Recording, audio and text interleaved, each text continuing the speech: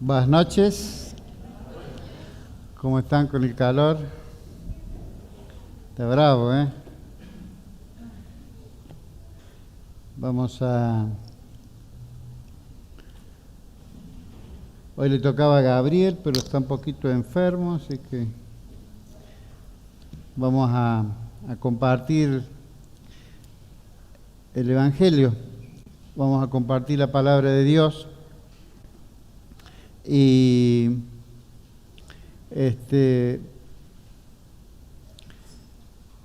Emanuel nos relató, nos contó, nos dio el mensaje el día domingo y en resumidas cuentas lo que Emanuel nos dijo era que el cristiano debe transformar la palabra de Dios en una acción.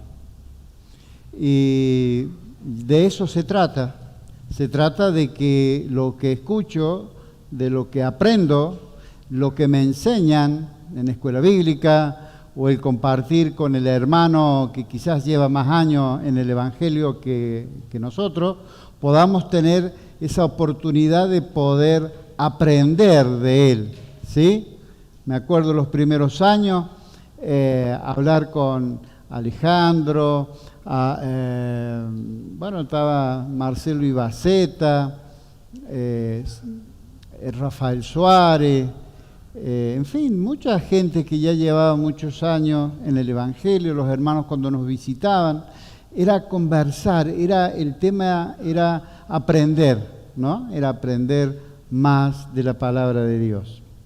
Y me gusta, me cae bien cuando Emanuel nos comentaba el domingo que decía que en una reunión de los jóvenes que se había hecho en una de las casas, uno de nuestros jóvenes nos decía, o le decía a otro joven, que la palabra de Dios es muy importante, ¿no?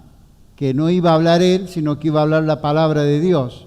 Y esto es muy interesante, muy importante, tener en cuenta que la palabra de Dios es la idea de Dios, el pensamiento de Dios, la voluntad de Dios sobre cada uno de nosotros.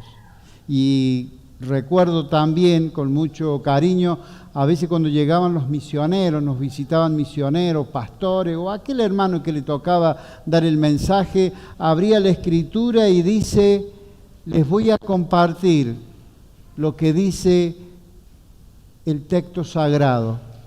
Y eso a mí me ponía como en autos, ¿no? Los abogados tienen ese término, ¿no? Cuando te van a poner o te van a informar de un tema, ¿sí? Ya inmediatamente cuando yo escuchaba eso, ya era distinto la reunión, ¿no? Era un texto sagrado, no era el pensamiento de la persona que nos visitaba, no era un devocional que había escuchado, sino que era el texto sagrado, la palabra de Dios, trabajando en la persona que le tocaba dar el mensaje. A mí eso me impactaba, me llamaba la atención. Gracias, Carlos. Me llamaba muchísimo la atención y hoy comprendo que es el Espíritu Santo que fijaba, ¿no es cierto?, los pensamientos en la palabra de Dios. Es el Espíritu Santo que nos fija la obra de Cristo. Recién cuando se dijo desde la apertura, o Daniel cuando oró, se dijo de algunos amigos que nos puedan visitar y no tener a Cristo en su corazón. Es muy importante que aquellos que nos visitan puedan comprender la importancia que tiene escuchar la palabra de Dios, aprender la palabra de Dios, ¿sí?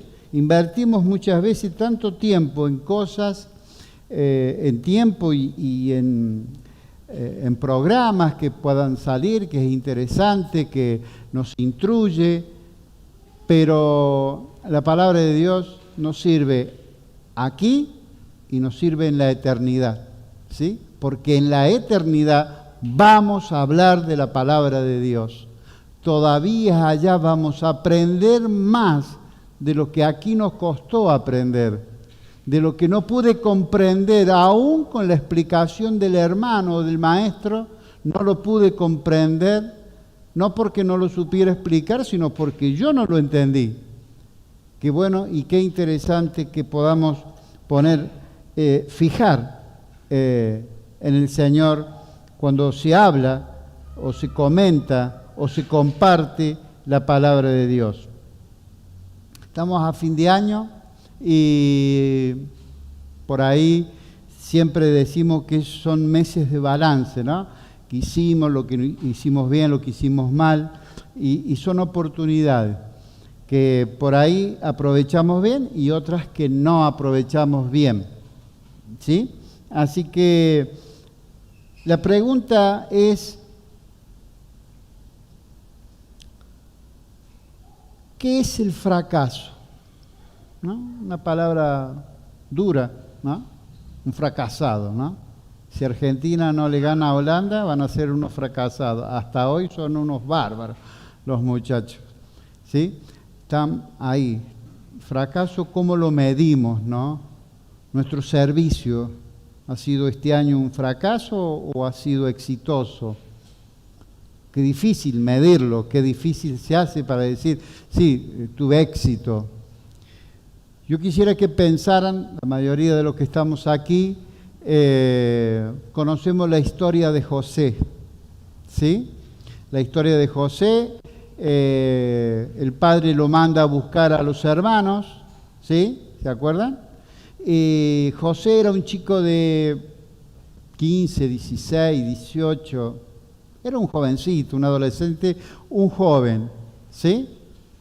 Y terminó encontrando a los hermanos, que su papá le había dicho que debía buscarlo, cumplió con el cometido que su papá le había dado, los encontró.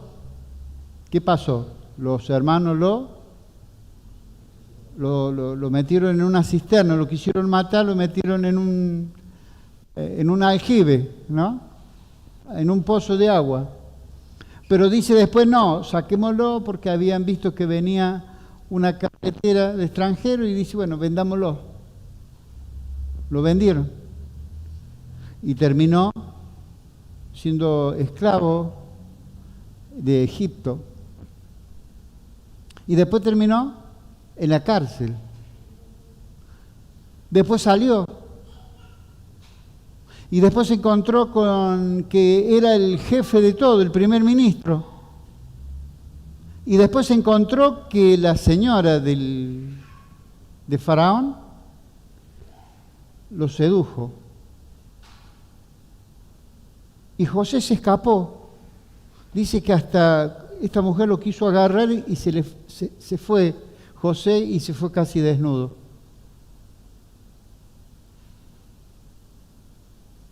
Lo difaman, lo calumnian y termina preso. Y pasó un tiempo y José salió y volvió otra vez a estar en el lugar de privilegio que había tenido en algún momento.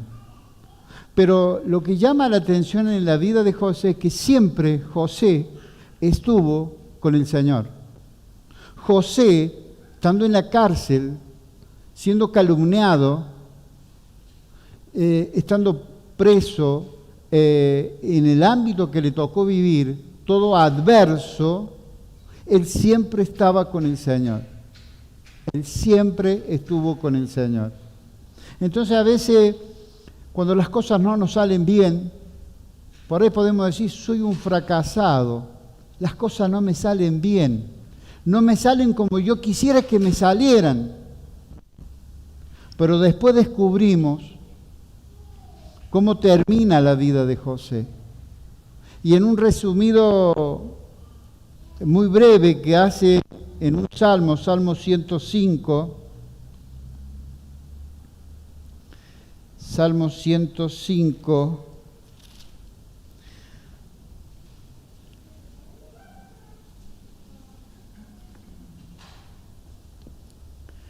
verso 17, 105, 17, y está hablando de José. Envió un varón delante de ellos, a José, que fue vendido por siervo. Afligieron sus pies con grillo en la cárcel, y fue puesta su persona, hasta la hora que se cumplió su palabra, y el dicho de Jehová le probó.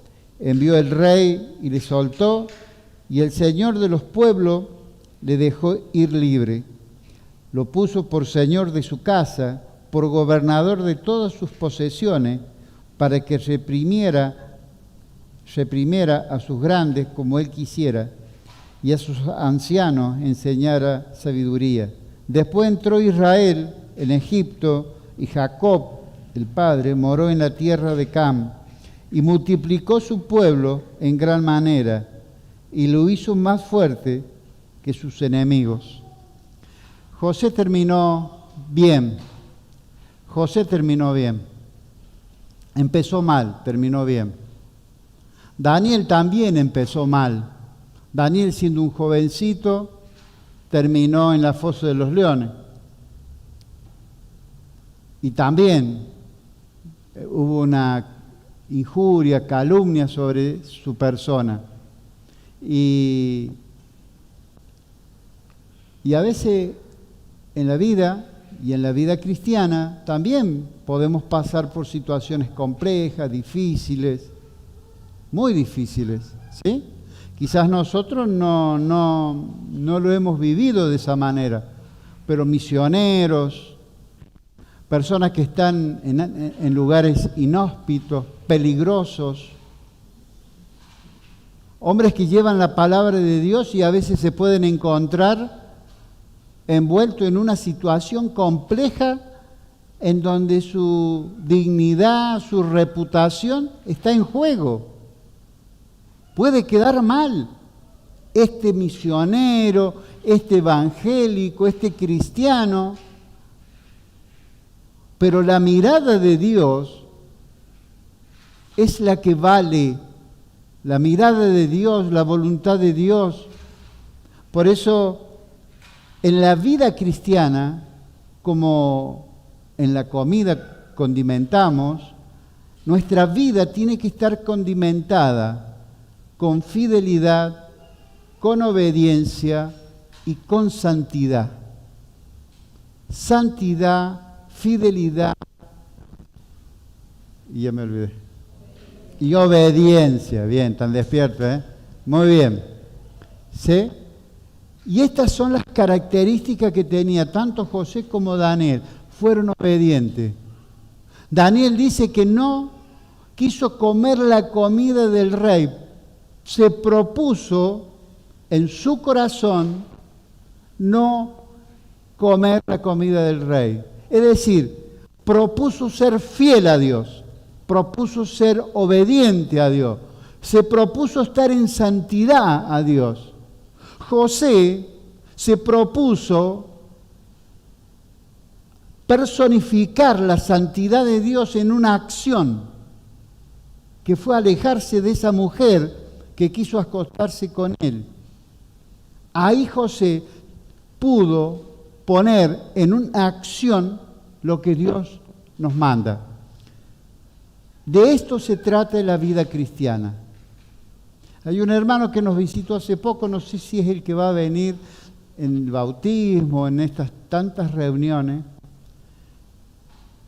El hermano decía: me he encontrado con tantos Matthew Henry, tantas personas que saben tanto conocimiento, tantas cosas, pero que cuando han tenido que accionar, cuando han tenido que mostrar en la cancha, como dice el dicho popular, en la cancha se ven los pingos, y fallan, porque llenan la cabeza de información y han vaciado el corazón de obediencia, de santidad y de fidelidad a Dios.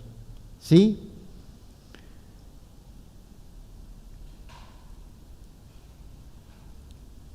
Dice Santiago 1:8,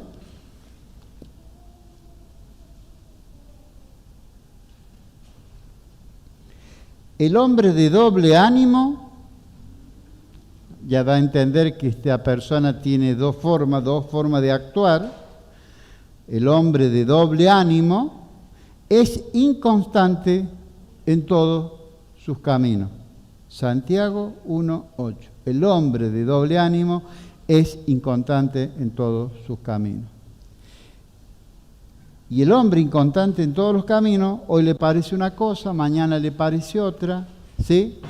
No le parece tan importante lo que aprendió en la escuela bíblica, pero sí quizás le pareció muy importante haber escuchado un profesor de la universidad, ¿sí? Hoy vemos en la televisión o en medios de internet que hablan muchas personas. Y uno muchas veces los escucha y realmente queda con la boca abierta, pero cuando uno marca el punto central que es Cristo, ahí se da cuenta que las personas están vacías. Que si vos le sacás lo que saben, no tienen nada en la vida. Nada. Pueden ser profesionales, pueden tener títulos, pueden tener riqueza, pueden tener un montón de cosas. Pero vos le sacás eso lo que tiene y no son nada. No tienen nada. Decía un misionero, el día que entre un ladrón en mi casa se va a llevar un chasco bárbaro porque no tengo nada. Todo lo que yo he invertido, todo lo que yo tengo de valor está en el cielo. Lo voy a disfrutar cuando yo llegue allá. Decía un misionero Silvestre Romano en un encuentro de misioneros en Mar del Plata,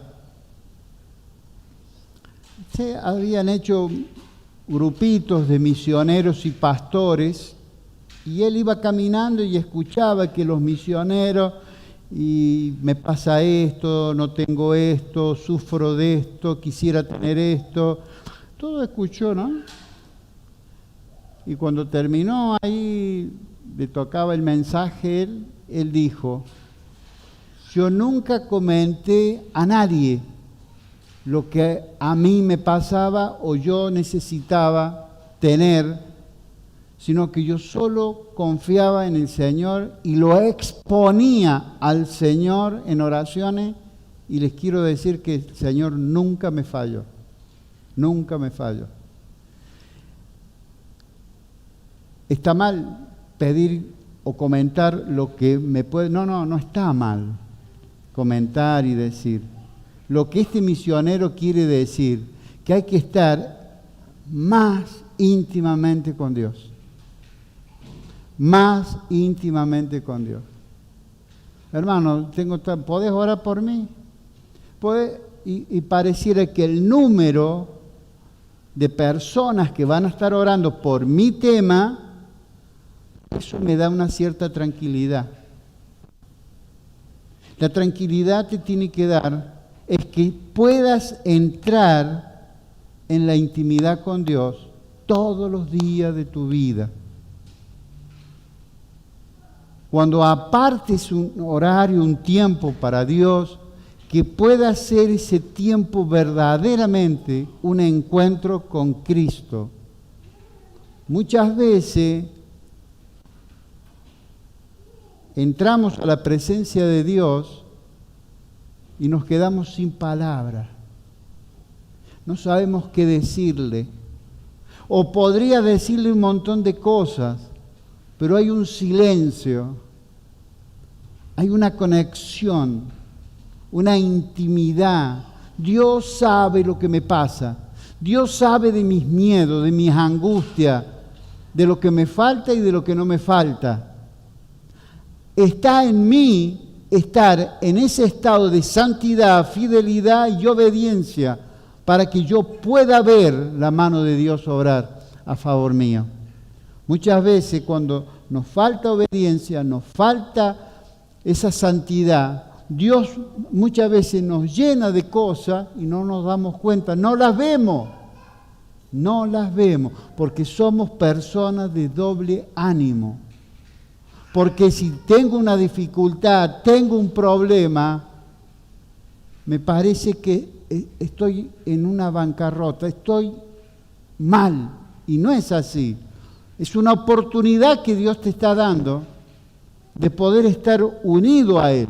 Es una oportunidad que Dios tiene para hacer un milagro, pero no un milagro espectacular, un milagro que podamos quedar sorprendidos con la boca abierta.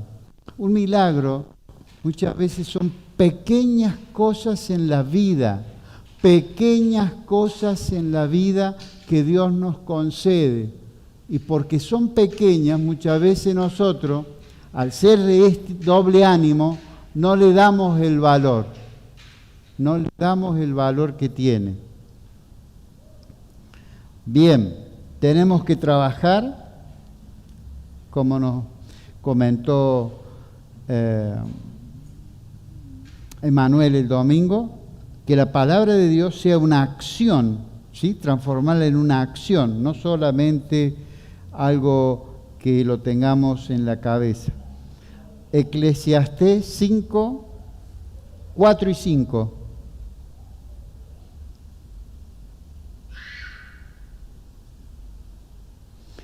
Cuando a Dios haces promesa, no tardes en cumplirla, porque Él no se complace en los insensatos, cumple lo que prometes. Mejor es que no prometas y no que prometas y no cumplas. ¿Sí? Que bueno, a veces estamos con un estado de ánimo bueno, estamos positivos, nos salió bien algunas cosas en la vida, venimos en la iglesia y hay que hacer esto, levanto la mano, y si hay que hacer esto me comprometo y hago esto y esto y esto y esto. Y a veces, a los 2 días, pasa que las cosas no salieron como yo esperaba, o estoy cansado, o lo que sea. ¿Para qué me comprometí? Estoy perdiendo la siesta. ¿Por qué no lo hacen los otros que son más jóvenes? Entonces dice el Señor, cuando a Dios haces promesa, no tardes en cumplirla, porque Él no se complace en los insensatos. Si yo le digo a Dios que voy a hacer un trabajo, un servicio, y después, por X motivo, me lo saco de taquito, como dicen a veces los chicos, porque no quise o no, bueno, soy una persona de doble ánimo. Hoy estoy, mañana no, ahora quiero hacer, a veces no. Esos estados de ánimo tenemos que cambiarlo, tenemos que orar, tenemos que pedirle al Señor que nos haga hombres, como es el dicho, de una pieza, ¿sí? Vamos a Santiago 4, 6 y 8.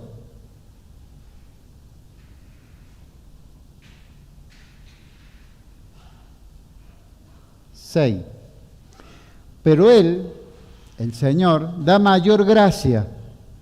Por esto dice, Dios resiste a los soberbios y da gracia a los humildes. Acercaos a Dios, importante, acercaos a Dios, meditemos sobre esa expresión de Santiago, acercaos a Él, hay una coma, si bien sirve para leer, usémosla para meditar, para estacionarnos en ese lugar. ¿Me estoy acercando a Dios? ¿Me estoy acercando de verdad? Si el Señor me pide algo, yo lo voy a hacer, o si me pide algo que yo no estoy en condiciones de... Y Él se acercará, y Él se acercará a vosotros. Él va a ver el corazón, Él va a ver ese estado de doble ánimo. Pecadores. Esta carta es dirigida a los cristianos. Mire lo que dice, pecadores. Limpiar las manos, ¿sí? Que nos limpiemos en oración. Señor, he fallado. Hemos tenido esta noche 2 oraciones en donde se han tocado temas de este calibre. He fallado, me he equivocado. Le digo al Señor que voy a hacer tal cosa y a veces no la hago. Es un pecado, es un error. Limpiar las manos, ¿sí? No lavarse las manos. Limpiar las manos. Estemos aptos para hacer un servicio. No importa qué clase de servicio. No importa si es en un acto, en una reunión de fin de año, en el aniversario, no importa si es en el 544, si es en la tercera rotonda, si es limpiar, si es lo que sea. Las manos están limpias, deben estar limpias. Vosotros los de doble ánimo, purificar vuestros corazones. Ese estado de ánimo que sí, que no, dice acá que yo lo debo purificar, limpiarlo, ¿sí? Bien. Juan 5:17.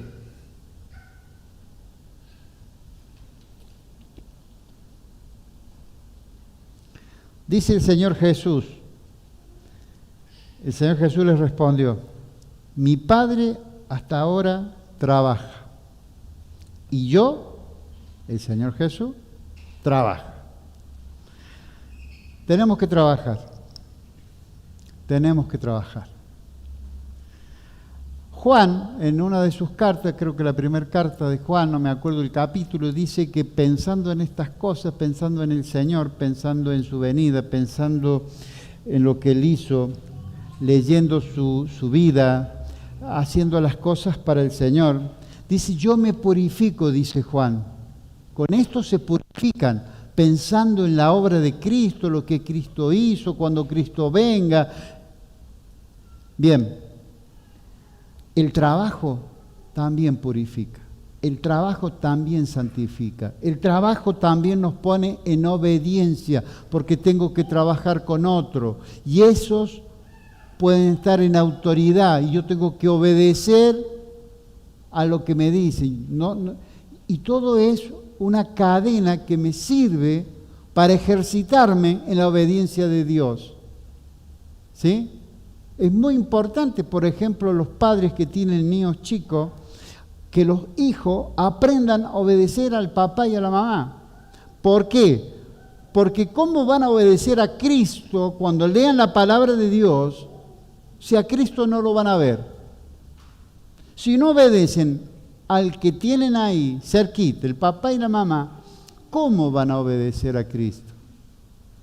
Entonces, la función de papá y mamá es muy importante, ese servicio, ese trabajo, para que el día que ese niño sea confrontado con la cruz y se le diga que es un pecador, tiene que recibir a Cristo en su corazón, ese niño va a estar ejercitado en la obediencia.